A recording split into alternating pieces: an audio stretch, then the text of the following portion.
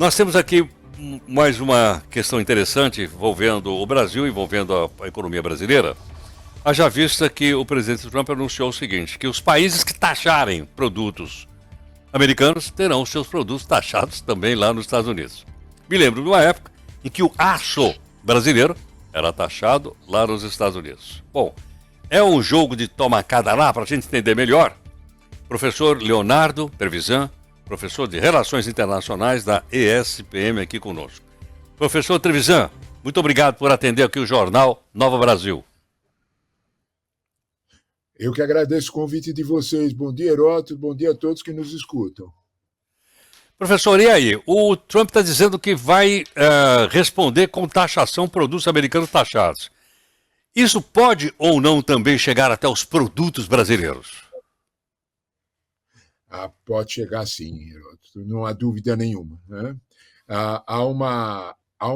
Não há escolhas nessa política de Trump. Né? Ele é generalizado. Né? É uma posição da economia, da proposta econômica do Trump, né? De alguma forma sempre com a mesma ideia, proteger a economia americana, proteger o emprego dos americanos, aquela lógica do America First, que todo mundo sabe. Né? Pega na gente? Pega, Heródoto. Pega sim, porque no ano passado, se a gente fizer uma comparação deste ano em relação ao ano passado, o Brasil vendeu para os Estados Unidos 10,3% a mais.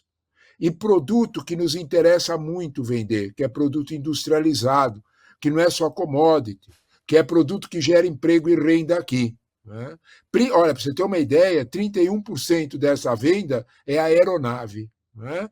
Então, quando a gente olha para essa situação, pode sim doer aqui na economia brasileira se o Trump efetivamente punir com tarifas pesadas a entrada de produtos brasileiros. Agora, isso vai ter consequência lá com eles. Isso precisa ser visto, separar direito, o que é retórica do que vai ser a efetiva realidade.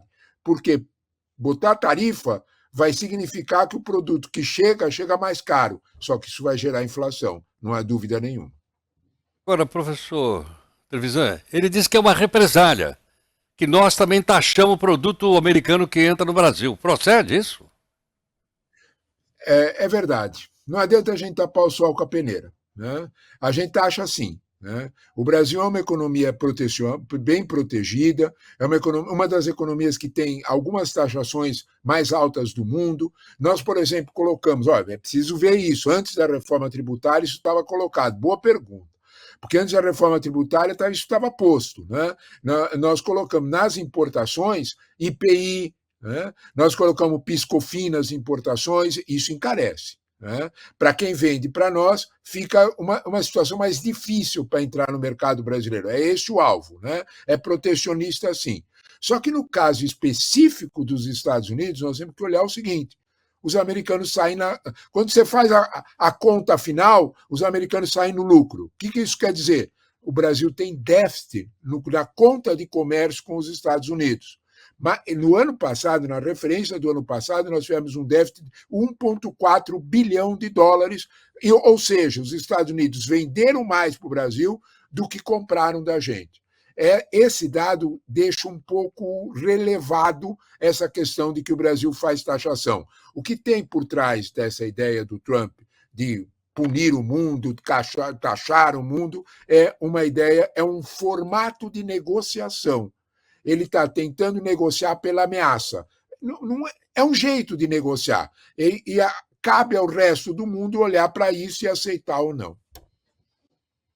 Professor Trevisan, a saída geralmente é acordo entre os países, acordo bilaterais a respeito, então, de taxação ou não, ou da retirada dos chamados impostos protecionistas? Essa pergunta é básica. Como é que a gente negocia com o leão? Essa é a tua pergunta. Né? Como é que a gente negocia com o maior PIB do mundo? Porque quando a gente está falando dos Estados Unidos, a gente precisa ter ideia da diferença, Heródoto. Porque eles jogam no time do leão.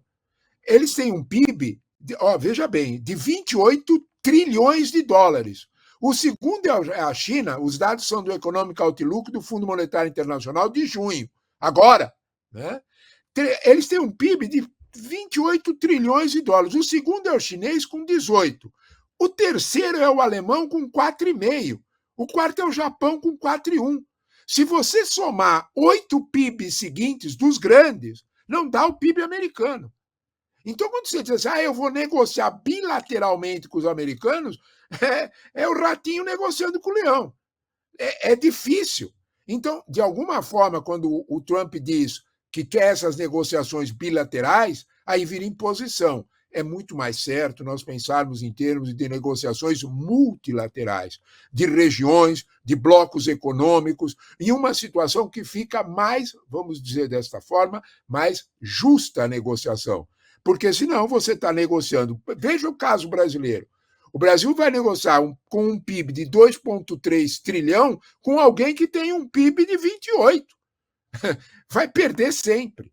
É nesse caso, é nessa imposição que o jogo americano vai se colocar. É claro que ele não vai conseguir taxar, como ele está dizendo, 60% para os chineses. Isso é uma situação irreal. Ninguém escolhe comprar do chinês porque gosta do chinês, não é por amor ao chinês, é porque é mais barato. Então, quando você olha para essa relação, o que você tem é que isso vai provocar uma inflação forte nos Estados Unidos. As leis econômicas são imutáveis, seja para quem for. Professor, obrigado pela aula. Imagina, Heraldo. Um grande abraço, meu caro. Obrigado a vocês pelo convite e bom dia a todos. Professor Leandro Televisão, professor, está muito claro, muito fácil, didático, a gente poder entender. Né? E essa imagem que ele usou é extremamente interessante, dizendo que, olha, é o ratinho negociando com o leão. Uma pergunta, né?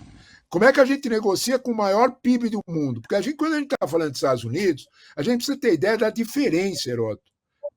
Porque eles jogam no time do leão. 8h29.